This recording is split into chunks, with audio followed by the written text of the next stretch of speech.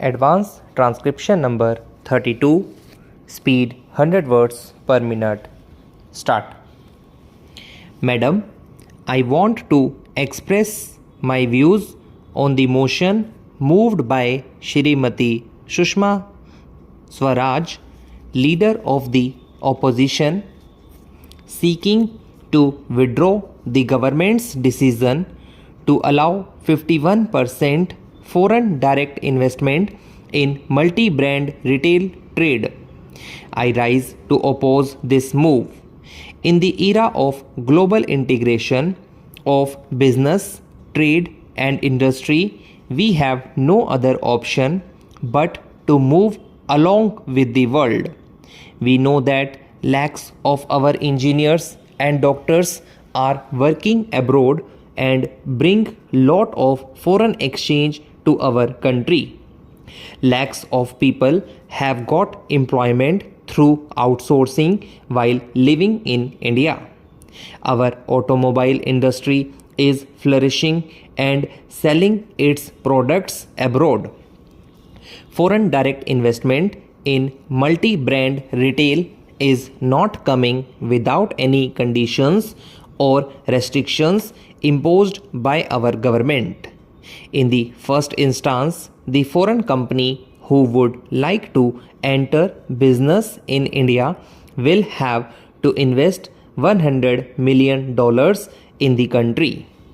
Out of this, 50% will have to be invested in the back-end infrastructure sector. This will benefit sectors like cold storage chain, food processing, warehousing, inventory management, farmer support system, food processors and its distributors. 30% of the manufacturing product will have to be sourced from SMSE sector by the foreign direct investors. A direct fallout of huge FDI in the multi-brand sector would be employment generation. We are the second largest fruit and vegetable producer in the world. We produce more than 200 million tons of fruits and vegetables. More than 35 to 40% of those fruits and vegetables get perished due to non-availability of markets and lack of cold storage facility with the farmers of our country. It comes to the loss of thousands of crores of rupees. Through multi-branding, the produced items are directly purchased from the farmers and given them the right price or even a better price because it can be sold where it fetches good prices. Thus, middlemen can be avoided who used to eat away a bulk of the profit. FDI will increase productive capacity. It will help in creating infrastructure and assets in addition to generation of employment in the country.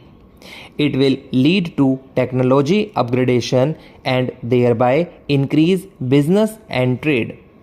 It will improve the economic development of the country.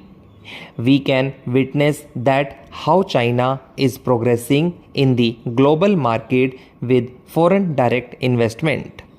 If India has to compete with the world, we have to be opened up and allow foreign companies to come and invest in India.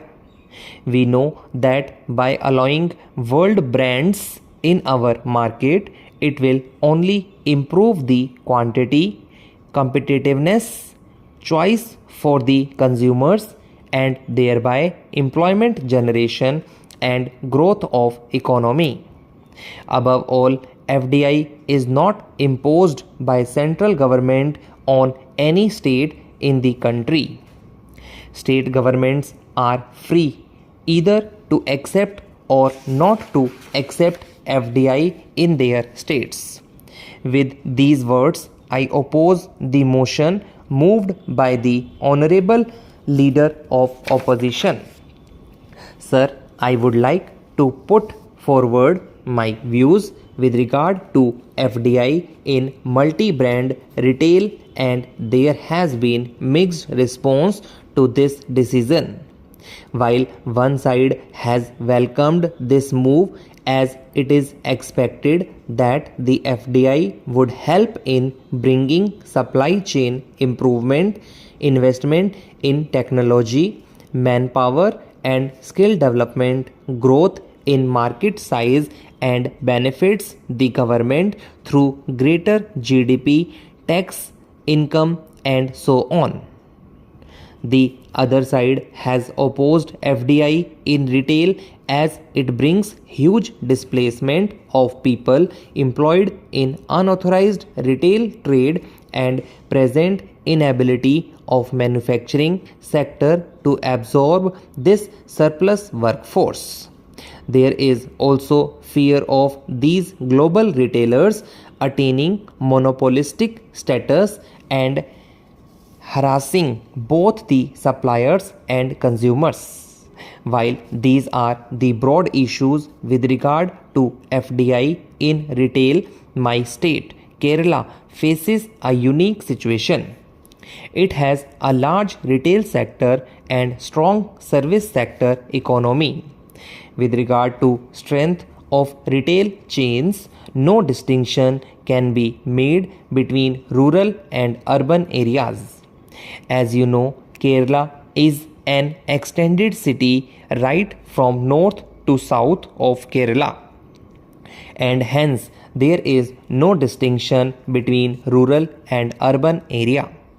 Kerala is a very small state, densely populated and more of a consumer state.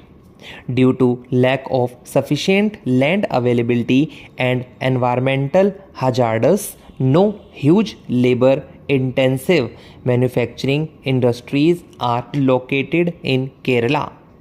The main sources of employment for the majority of people of Kerala are by setting up small retail shops or getting employed under medium retail establishments.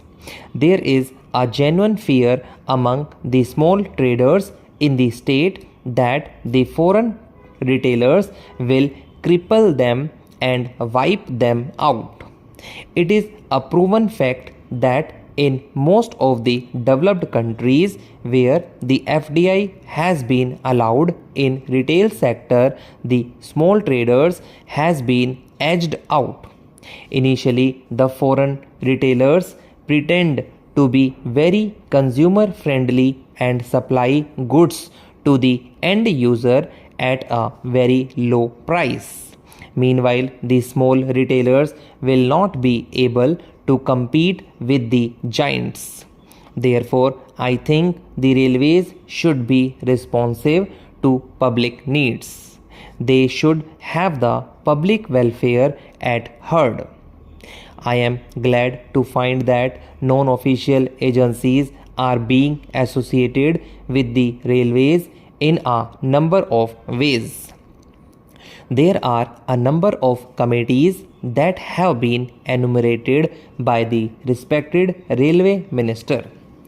They provide the railway administration with non-official help and cooperation.